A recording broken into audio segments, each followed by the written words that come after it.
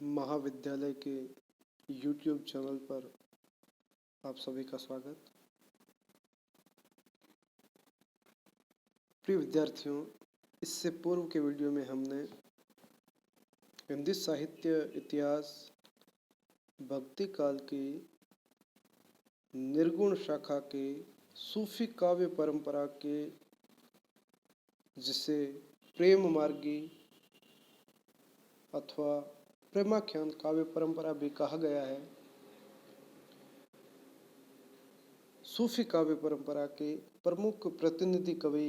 मलिक मोहम्मद जायसी के पद्मावत महाकाव्य के नागमती वियोग खंड के छंद को पढ़ा है। इसी श्रृंखला को आगे बढ़ाते हुए नागमती वियोग खंड के अगले छंद को हम पढ़ेंगे।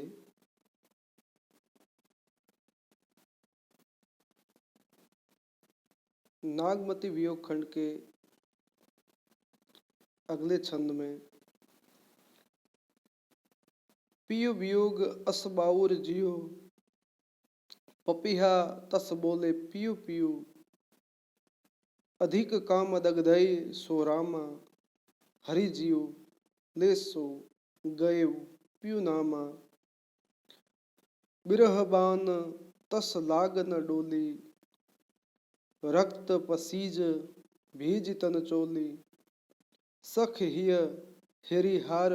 मैन मारी, हरि परान तजय अब नारी, खिन एक आव पेट मह श्वासा, खिन ही जाई सब होई निराशा, पौनु डोलावही सींचही चोला, पहरक समुझ नारी मुख बोला, प्राण पयान होत के राखा, को मिलाव चात्रिक के भाखा, आह जो मारी बिरह की आगे उठी तेही हाक, हंस जो रहा समीर मह पांख जरे तन थाक। जैसा कि पूर्व में आपको बताया जा चुका है कि यह अवतरण मलिक मोहम्मद जायसी कृत पद्मावत महाकाव्य के ही एक खंड नागमती वियोग से उद्धृत है और इसकी पृष्ठभूमि में चित्तौड़ के राजा रत्नसेन की सिंगल द्वीप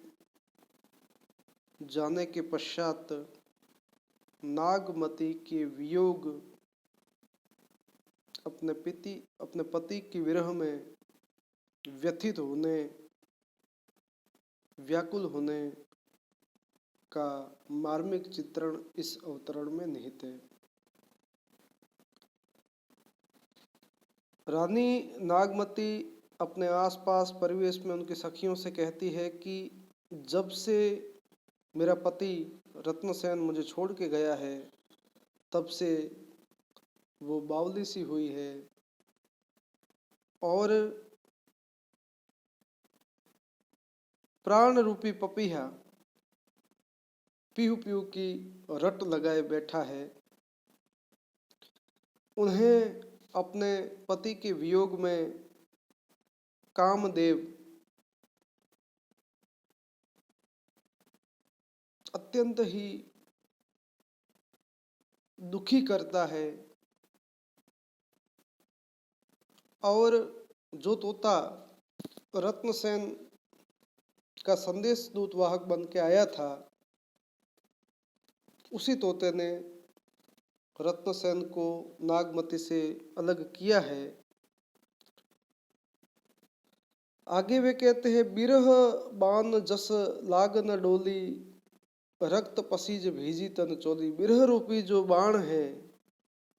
वो उनके हृदय को ऐसा लगा है कि अपने शरीर को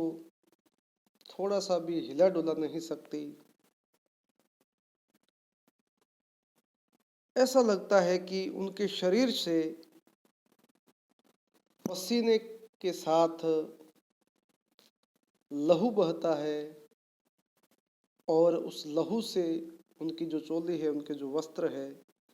वो भीगे जा रहे हैं और उनका जो हृदय है, उनका जो शरीर है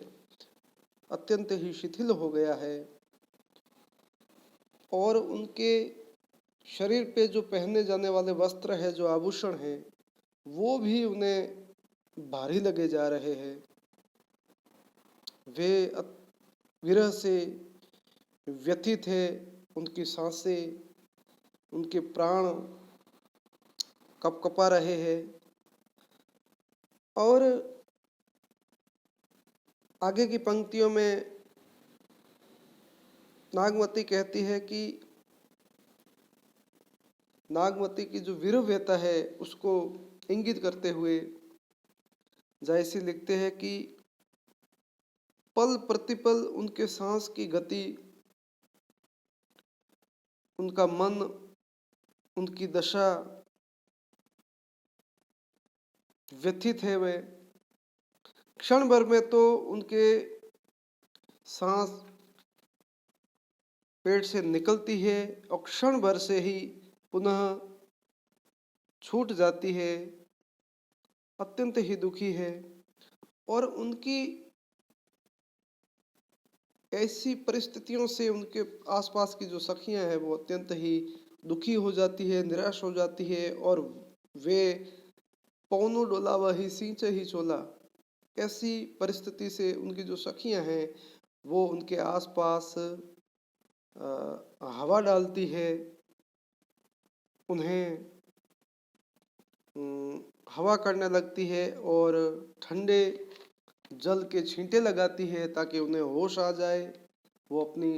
सुध खोए नहीं। नागमती एक ही रट लगाए है कि उनके मुख से एक ही बात निकल रही है कि बस उनके पति रत्नसेन की विरह वेदना से उनके प्राण निकले जा रहे हैं। अब उनकी कौन रक्षा करेगा और अपने पति को कौन संदेश पहुंचाएगा, ये बात नागमती अपने सखियों को कह रही है। आगे जो दोहा है, आह जो मारी बिरह की आगी उठी ते ही हाक, हंस जो रहा समीर मह पांख जरे तन था। अर्थात कवि जायसी कहते हैं कि जब उस नागमती के विरह से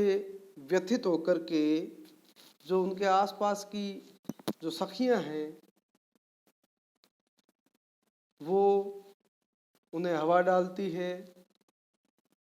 उन्हें शीतल जल के छींटे डालती है। अब एक अजीब सी कल्पना की है उन्होंने कि उनके विरह में आग की ज्वाला भड़क उठती है और उस अग्नि से उनके हृदय में उनके शरीर के भीतर जो रहने वाला जीव तत्व है, जो हंस है, वो हंस, उसका देहांत होने वाला है, वो उसके जो पंख है वो जलने लग गए और वो हंस या वो प्राण उड़ने वाले हैं या नागमती के प्राण निकलने वाले हैं। नागमती मरणासन अवस्था में जाने को है, अर्थात नागमती का अंत समीप है, उनके प्राण निकले जा रहे हैं। तो इस तरीके से विशेष में आपको ये लिखना है कि प्रस्तुत अवतरण में नागमती की वियोग की दशा का वर्णन किया गया है और इसमें विभावना अलंकार का भी प्रयोग है। तो इस प्रकार से मलिक मोहम्मद जायसी ने नागमती के वियोग की दशा का सजीव चित्रण इस पद में किया है। इससे अगले वीडियो में हम पद्मावत का जो ये नागमती वियोग खंड है, इसी श्रृंखला को आगे बढ़ाते हुए अगले